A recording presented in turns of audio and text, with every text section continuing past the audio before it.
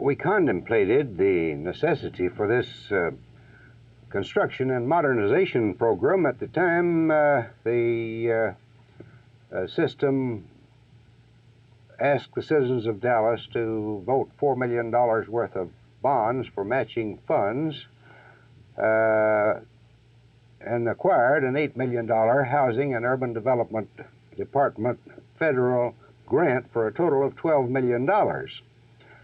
In front of us here is a plat of the East Dallas situation, and right at this point is a street that comes down from North Haskell into North Peak Street, and we're acquiring the property in this block between Victor Street and this street, which was Simpson Street.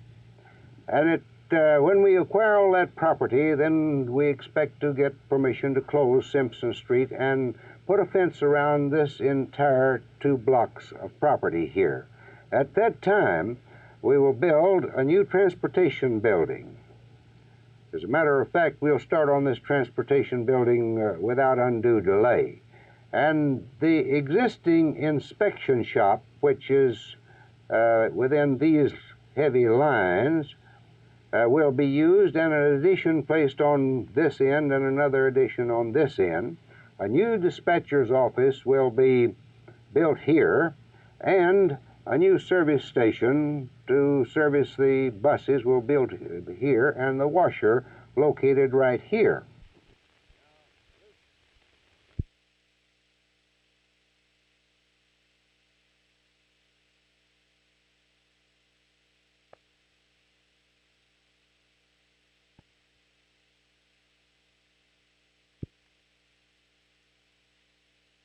Well, of course, the basic idea in the marital property rights laws of the state is that the husband and wife are partners in the acquisition of property, and that therefore, as to most acquisitions during marriage, the property belongs 1/2 to the husband and 1/2 to the wife. We refer to it, of course, as community property, but it is essentially a partnership idea.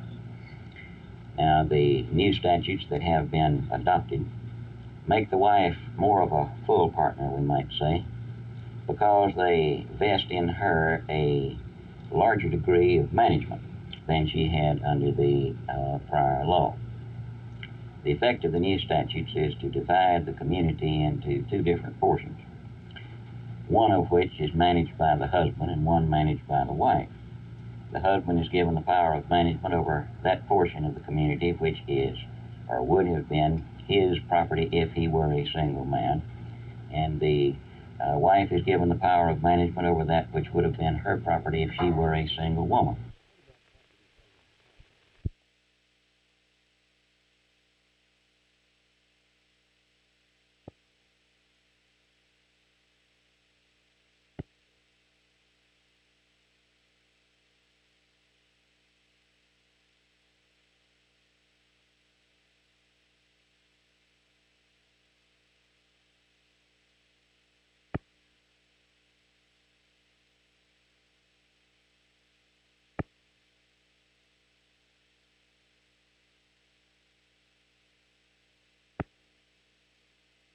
He has insomnia at night, and he walks back and forth and forth and back, and he has a regular path from the corner of one room into the other room and back, and part of the path is over me.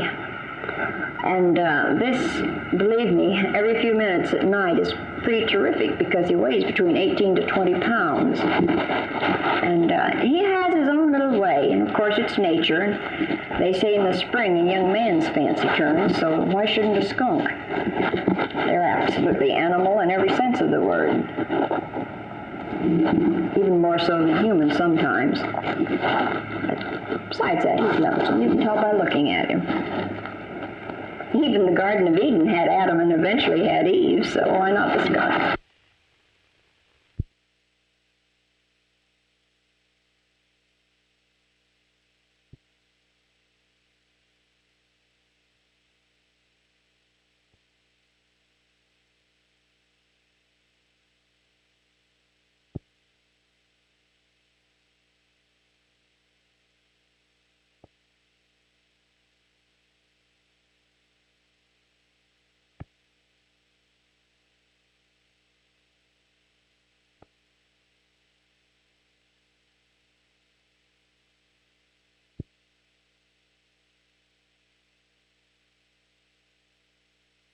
Drugs today are a lot more sophisticated than they were several years ago. Where will it all end? Well, this I don't quite know. Of course, I was just in Europe where the addictive drugs of the opiates are all legalized, and of course they're going to have to change this because it's gotten completely out of hand. And I don't know, I would like to see some research done, some money spent to take some of these drugs off of the market. Now, I know we're going to have something to alleviate pain, but with all the know-how that we have in the scientific world today, it seems that they could come up with something to alleviate pain without being so detrimental to our health and not so addictive. So I think that we're going to have to make some steps along this line sometime in the near future, or our kids are going to continue to get in a lot of trouble.